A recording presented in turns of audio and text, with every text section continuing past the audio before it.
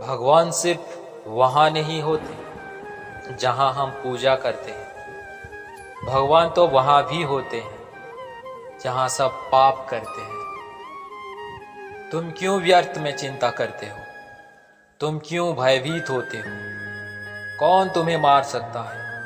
आत्मा ना कभी जन्म लेती है और ना ही इसे कोई मार सकता है। यही जीवन का सत्य है। कर्म ही धर्म है, इसलिए हमें कर्म करते जाना चाहिए।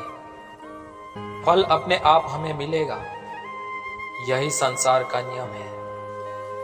न तो यह शरीर तुम्हारा है और न ही तुम इस शरीर के मालिक हो। यह शरीर 5 तत्वों से बना है: आग, जल, वायु, पृथ्वी और आकाश।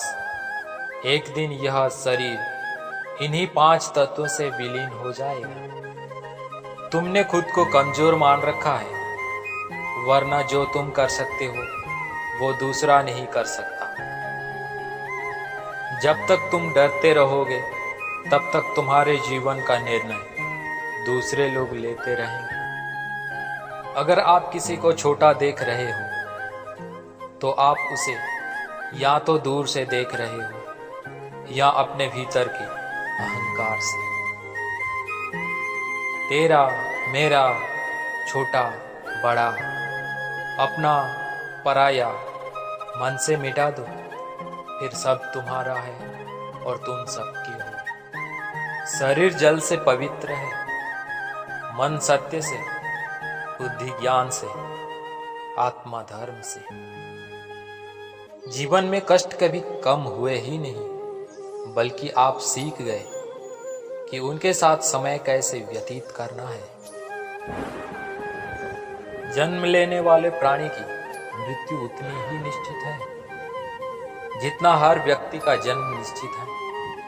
इसलिए जो निश्चित है उस पर शोक मत करो। जो बीत गया उस पर विलाप कैसा, जो है उस पर अहंकार कैसा, जो अपने वाला है उसका मोह कैसा। मूर्ख ज्ञानियों से भी नहीं सीखता और ज्ञानी मूर्ख से भी सीख लेता है।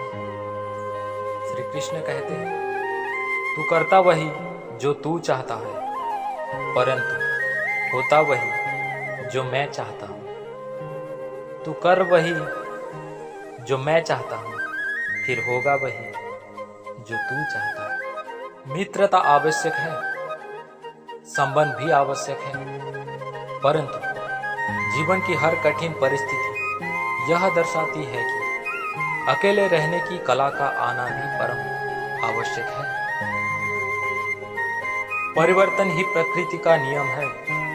इसलिए जो पीछे छूट गया उस पर शोक मनाने की जगह जो आपके पास है उसका आनंद उठाना सीखिए।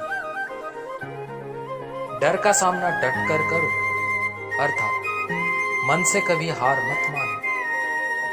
अपने आप पर विश्वास करो और आखिरी दम तक लड़ो। भूतकाल की चिंता छोड़ो, भविष्य के लिए भयभीत ना हो।